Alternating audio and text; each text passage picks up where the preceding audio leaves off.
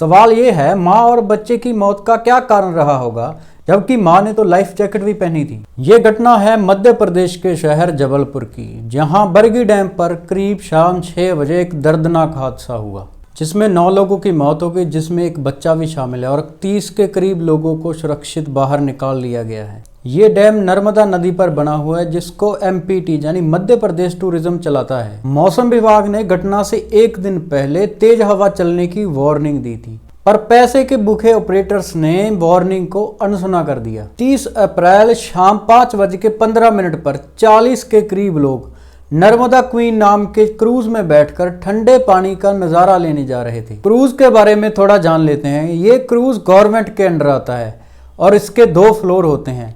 नीचे वाला फ्लोर बिल्कुल बंद होता है शीशों से और ऊपर का फ्लोर ओपन होता है। साइडों में रेलिंग लगी होती है। क्रूज का ड्राइवर ऊपर वाले फ्लोर पर होता है ताकि उसको रास्ता क्लियर दिख सके कि आगे कुछ है या नहीं। ये क्रूज 60 पैसेंजर को आराम से सफर करवा सकता है अगर मौसम ठीक हो। क्रूज में बैठने के बाद कुछ लोग लाइफ जैकेट की मांग करते हैं और कुछ लोगों ने तो लाइफ जैकेट की मांग ही नहीं करी, क्योंकि अगर लाइफ जैकेट पहनी हो तो फोटोज अच्छी नहीं आती। और जिन लोगों ने लाइफ जैकेट की मांग करी थी, क्रूज के ऑपरेटर्स ने उनको ये कह के मना कर दिया कि ये हमारा स्पेशल क्रूज है, इसको कुछ नहीं होगा। 5:15 पर 40 लोगों के करीब का ये क्रूज अपना सफर शुरू करता है। मौसम एकदम शांत होता है, आप इस वीडियो में देख सकते हैं।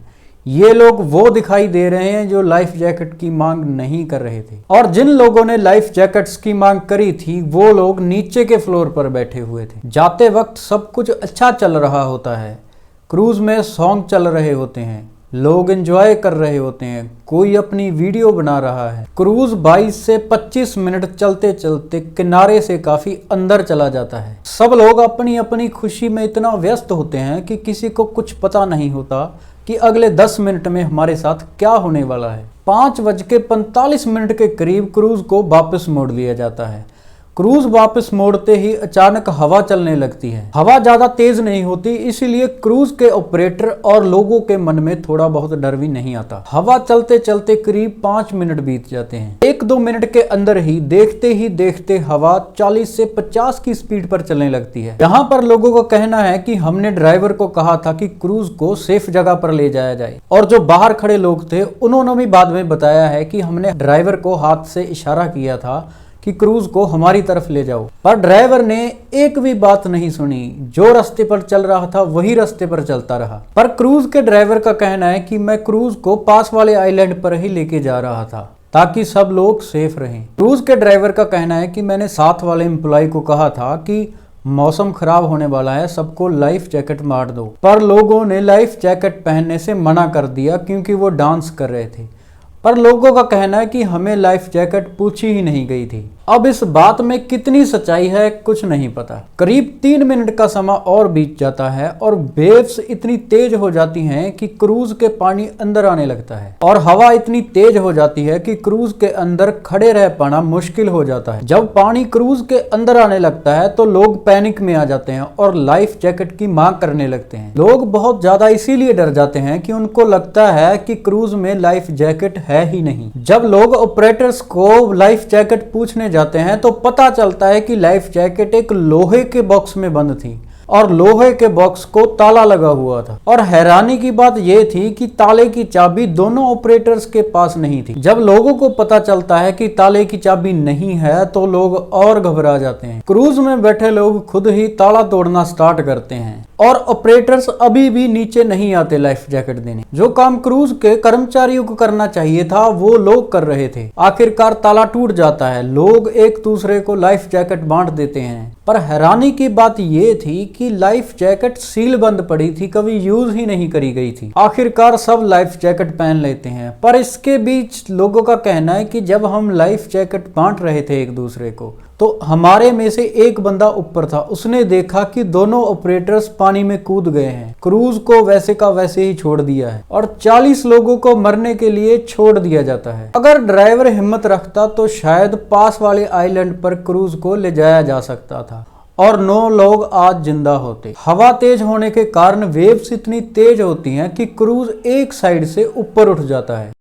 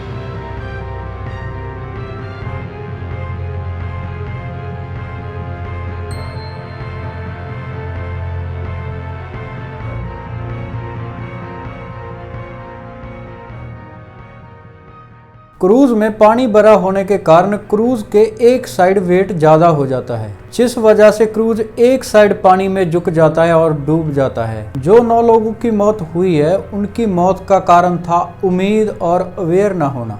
सभी लोगों को भगवान पर उम्मीद थी कि हम धीरे धीरे किनारे पर पहुंच जाएंगे, पर अफसोस ऐसा हुआ नहीं। अवेयर ना होने का मतलब यह है कि जिस तरह की ये स्थिति बनी थी, उस स्थिति में ऊपर की मंजिल पर रहना सबसे सेफ होता है, क्योंकि सबने लाइफ जैकेट पहनी हुई थी और लाइफ जैकेट का काम होता है पानी के ऊपर रखना। अगर कोई भी बंदा पानी में गिरता है तो लाइफ जैकेट उसको ऊपर रखेगी, चाहे उसको तैरना आता हो चाहे नहीं। पर इस बात का लोगों को खुद तो नहीं पता था, ये बात बतानी थी ऑपरेटर्स ने, और ऑपरेटर्स पहले ही भाग चुके थे क्रूज को छोड़कर। सभी लोग ऊपर के फ्लोर से नीचे के फ्लोर पर आ गए थे, ये सोचकर कि अगर नीचे वेट ज्यादा होगा तो शायद क्रूज हिलना कम कर देगा। पर ऐसे टाइम में डिसीजन इतना फास्ट लेना होता है कि किसी को कुछ समझ नहीं आता कि क्या करें। जो 30 लोग बचे हैं, उनका बचने का कारण हो सकता है कि उनको तैरना आता हो या एक दूसरे की सपोर्ट से वो बाहर निकल गए। मरने वाले लोगों का कारण ये रहा होगा कि जब क्रूज गिरा तो वो उस हाथ में गिर गए और उनसे उठा ना गया को, और एकदम से पानी भरा क्रूज में और वो बीच में ही दब गए। अब यहाँ पर सवाल ये खड़े होते हैं कि वार्निंग के बाद भी वार्निंग को क्या अनसुना किया गया और क्यों परमिशन दी गई कि क्रूज को चलाया जाए। कानून के मुताबिक अगर पानी में सफर कर रहे हो तो कंपलसरी है कि आपके लाइफ जैकेट पहनी हो। एमपीटी की यहाँ पे सबसे बड़ी गलती है कि उन्होंने लाइफ जैकेट क्यों नहीं दी। अगर ड्राइवर ने साथ वाले कर्मचारी को कह दिया था कि मौसम खराब है, लाइफ जैकेट बांट दो, तो क्यों अनसुना किया गया बात को। और सबसे बड़ा सवाल ये है कि जो दोनों ऑपरेटर क्रूज छोड़कर भाग गए थे, उनके दोनों की जान उन 40 लोगों से ज्यादा कीमती थी, खासकर उस 4 साल के बच्चे से जो अब इस दुनिया में नहीं है।